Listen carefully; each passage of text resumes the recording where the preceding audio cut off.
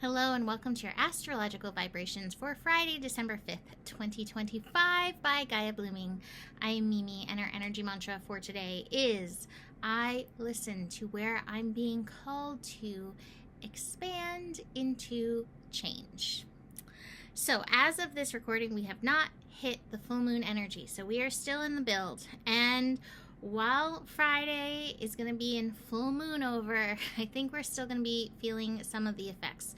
We're still going to be having the sun hanging out at 13 degrees through a good portion of the day, which is that revolution, evolution energy, where sometimes there are some things that trigger us, where we face sometimes some breakdown and breakthrough energy.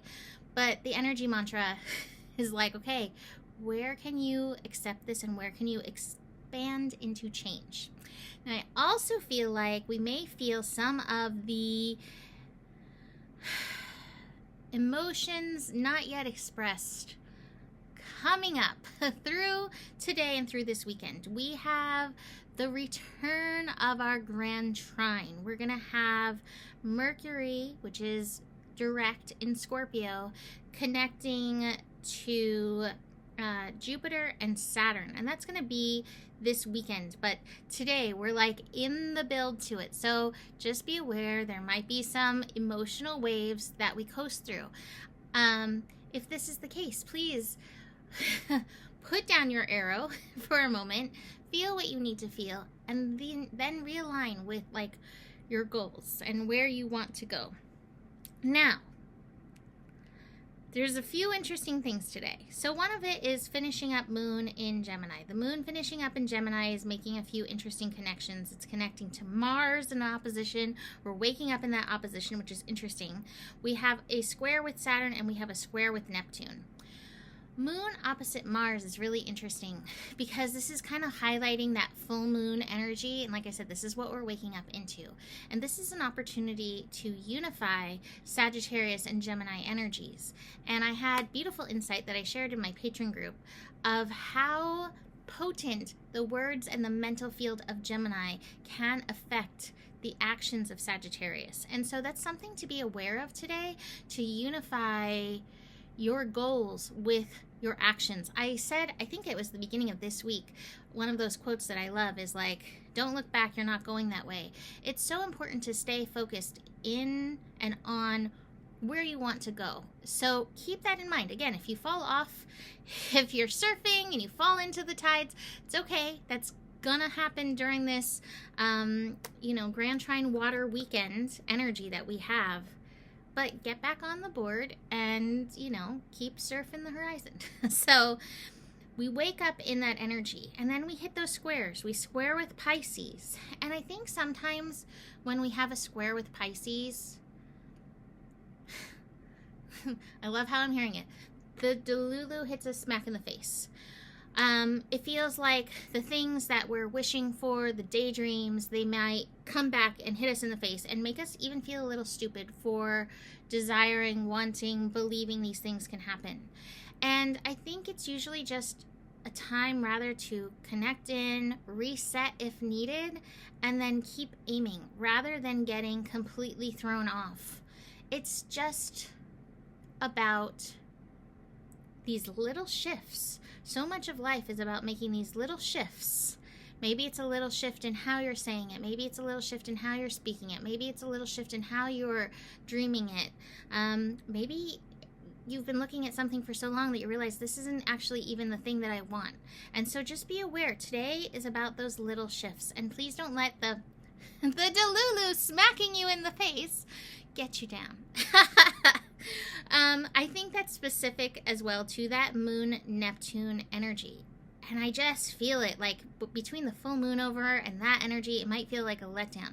I also feel like we have like a potent fiery connection today. We have Mars, Trine, Chiron.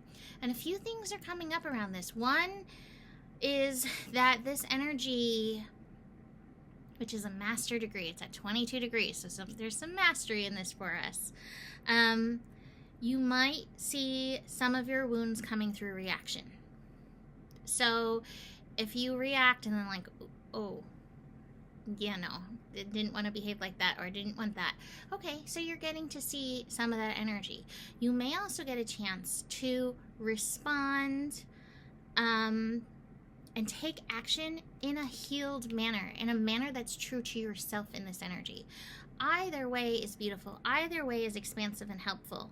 But just be aware that the reactive energies probably coming through a little bit in this, throwing some elbows in this energy.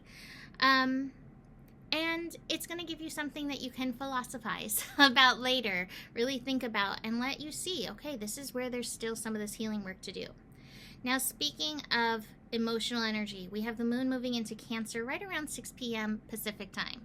So that energy is also going to feed into this grand trine, watery energy that we are working through this weekend. And so just be aware of that. Now, it's funny because just like last time we had the grand trine water, I have the receptivity card, and this is the Queen of Cups. So again, it's learning how to surf. And I love that we have the Rebel card. This is the Emperor, taking our personal authority, but breaking through these old patterns in this energy. It's going to take some consciousness. So really bring your awareness. And this is the second time we're going through this, like, pretty potent grand trine of water. The trine isn't as tight as it was last time, which it was pretty tight last time, but it's still very much in close connection, like with only 1 degree between these planets, which is Mercury, Jupiter, and Saturn. This is karmic. This is old feeling stuff. There's a lot of layers. And then we have the We Are the World card. And this is just a reminder, like, you are not alone in this. We're all surfing these waves. It's a little crowded out there in the ocean. Try not to throw your surfboard on anybody. Try not to throw your stuff onto anybody in this. I also have the Lovers card in reverse.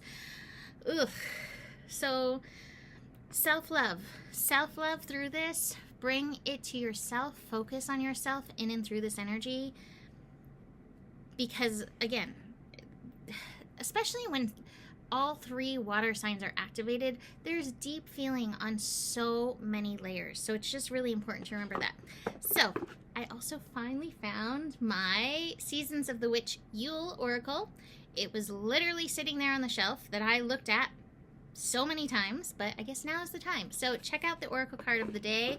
We have a pretty cool one for Friday. Besides that, my 2026 readings, they're down below in the details. If you would like to get your reading done before we hit 2026, you probably want to get yourself in line. Otherwise, there's plenty of time after we hit 2026. It's going to be an interesting year, I will say that. And you can still book gift certificates, readings, clearings, whatever, for just the regular. Besides all this, the better gets better gets. There's more than enough love in the world for you. You have the power, and may your guiding light be strong, and know that you can trust the process. Namaste.